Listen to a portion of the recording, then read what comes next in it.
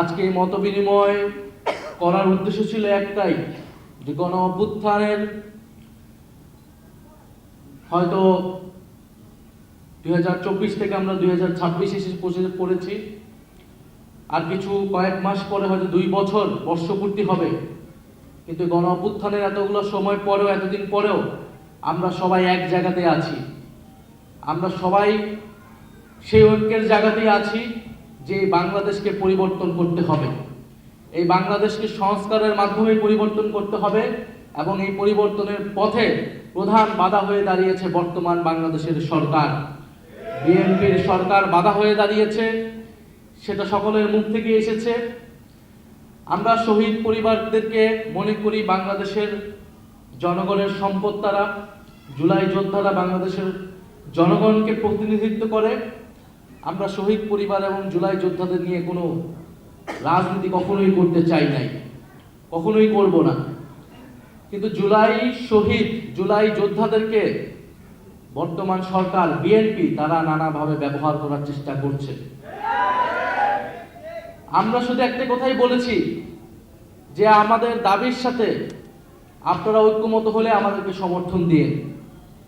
আমরা বলেছি বাংলাদেশে গণতন্ত্র প্রতিষ্ঠা হতে হবে, কথা বলার স্বাধীনতা থাকতে হবে, বৈষম্য দূর করতে হবে, আধিপত্যবাদ থেকে মুক্ত করে বাংলাদেশকে স্বাধীন এবং সার্বভৌম রাষ্ট্র হিসেবে আত্মপ্রকাশ করতে হবে, বাংলাদেশের অর্থনীতির উন্নয়ন করতে হবে, দুর্নীতি এবং লুটপাটের বিচার করতে হবে।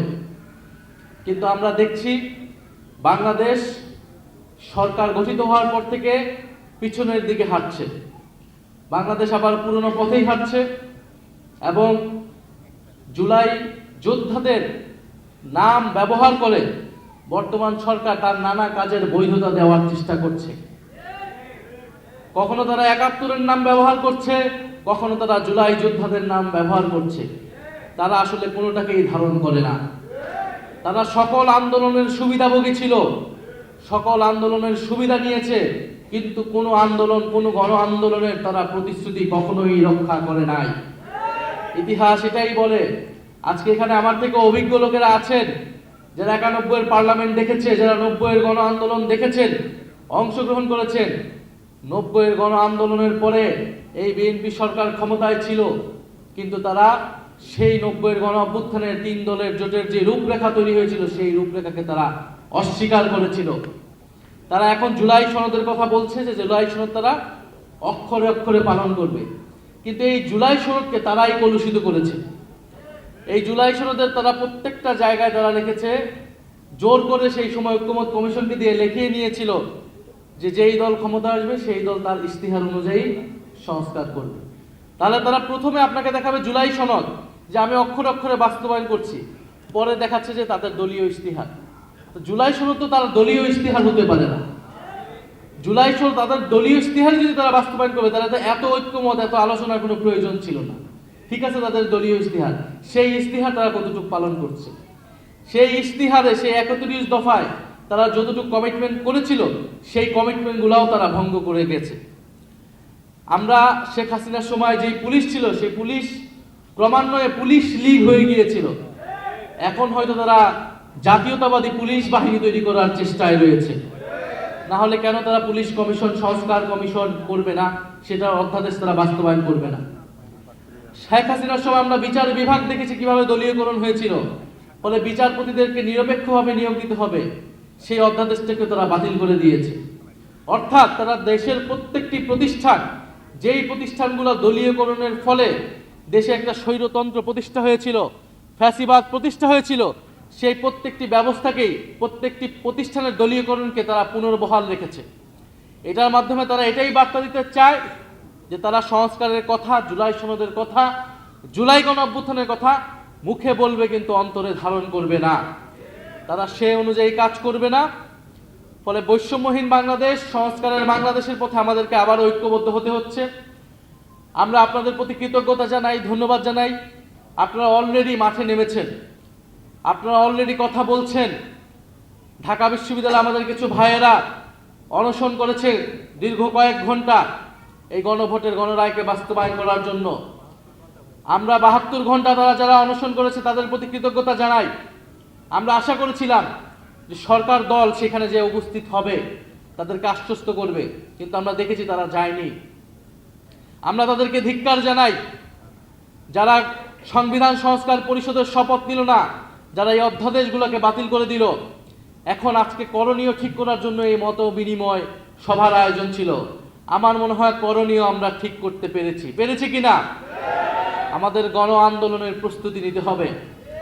গণ আন্দোলনের বিকল্প ছাড়া এই সরকার কোনোভাবেই এই সংস্কারের অধ্যাদেশ, এই সংস্কারের প্রতিশ্রুতিগুলো বাস্তবায়ন করবে না। আমরা চেয়েছিলাম সংসদেই সকল ফয়সালা হবে, আমরা এখনো চাবো সংসদেই সকল ফয়সালা হবে, কিন্তু সংসদকে যদি সরকার ব্যর্থ করে দেয়, সংসদকে যদি সরকার কুক্ষিগত করে দেয়, তাহলে রাজপথে আসার জন্য আমরা সর্বাত্মকভাবে প্রস্তুতি নিচ্ছি। কিন্তু আমরা আপনাদের প্রতি এটাও বলবো যে আমরা এবার সবাই যাতে একটু ধৈর্য ধরি, পরিকল্পনা মোতাবেক আমাদেরকে এবার রাজপথে নামতে হবে। কারণ এবার রাজপথে আমরা নামবো ব্যর্থ হওয়ার জন্য না, অর্ধেক সফল হওয়ার জন্য না, সম্পূর্ণভাবে সফল হওয়ার জন্যই আমরা এবার রাজপথে নামবো। সেটার জন্য আমরা প্রস্তুতি নিচ্ছি। শহীদ পরিবার, আহত যোদ্ধা, জুলাই যোদ্ধা যারা রয়েছেন, আমরা হয়তো অন্তর্বর্তী সরকারের সময় আপনাদের পাশে সম্পূর্ণভাবে দাঁড়াতে পারি নাই, কিন্তু তারপরে আমরা চেষ্টা করেছি সর্বাত্মকভাবে। আমরা এই সরকার জুলাই যোদ্ধাদের পক্ষে বড় বড় কথা বলে, আমরা আগে দেখতে চাই তারা অন্তর্বর্তী সরকার থেকে কি বেশি করতেছে জুলাই যোদ্ধাদের জন্য, সংস্কারের জন্য তারা কি বেশি করতেছে। জুলাই অধিদপ্তর সেটা অন্তর্বর্তী সরকারের সময় করা হয়েছিল, জুলাই শহীদ স্মৃতি ফাউন্ডেশন যারা অন্তর্বর্তী সরকারের সময় করা হয়েছিল, সবগুলা জিনিস অন্তর্বর্তী সরকারের সময় তারা সেগুলোকেই কিছুটা বাস্তবায়ন করার চেষ্টা করছে। অনেক জায়গায় সেগুলোতেও তাদের অনীহা দেখা যাচ্ছে। ফলে আপনাদের প্রতি আহ্বান থাকবে, অনুরোধ থাকবে, আমরা আবারও প্রস্তুতি নিচ্ছি, আমরা আবারও ঐক্যবদ্ধ আছি। আমাদের দল মত নির্বিশেষে, এটা কোনো দলের বিষয় না, এটা কোনো জোটের বিষয় না, এটা বাংলাদেশকে রক্ষা করার বিষয়, জুলাই গণ অভ্যুত্থানকে রক্ষা করার বিষয়, জুলাই শহীদদেরকে তাদের যে রক্ত, সেই রক্ত যাতে ব্যর্থ না হয় সেই উদ্যোগের বিষয়। এটার জন্য আমরা সবাই ঐক্যবদ্ধভাবে থাকবো।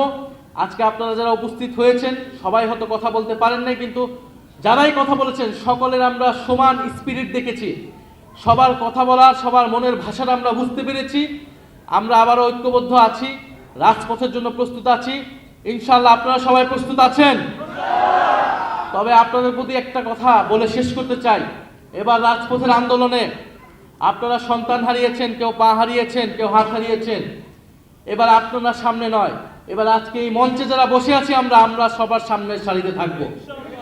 গুলি আসলে বুকে আগে আমাদের গুলিতে আসবে, আমাদের বুকে আসবে। আপনারা শুধু আমাদেরকে সহযোগিতা করবেন, দোয়া করবেন। ইনশাআল্লাহ নতুন বাংলাদেশ প্রতিষ্ঠা হবেই, সংস্কার প্রতিষ্ঠা হবেই। শুধু বিএনপি কেন, আরো যেই শক্তি হোক না কেন, যে কোনো পরাশক্তি আসুক না কেন, বৈদেশিক শক্তি আসুক না কেন, আমরা তাদেরকে পরাজিত করে ছাড়বো ইনশাআল্লাহ।